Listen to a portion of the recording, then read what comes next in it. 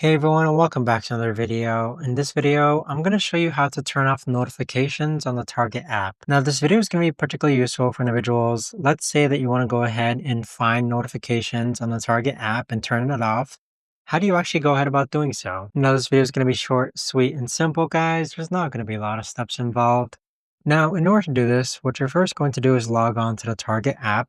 Next, click on My Target. Then on this page here, you want to click on the gear icon on the top right-hand corner. Afterwards, you want to go ahead and scroll down and then click on Notifications underneath iOS settings. So this is where you can actually turn off your notifications. So you can turn off notifications for orders and you can turn off notifications for deals and marketing. But there you have it, guys. That right there is the best and easiest way that I know of to actually go ahead and turn off notifications on the Target app. If you guys know of a better or easier way to actually do this, let me know in the comments down below. I would love to know. Thanks so much for watching, everyone, and I'll see you guys all in the next video.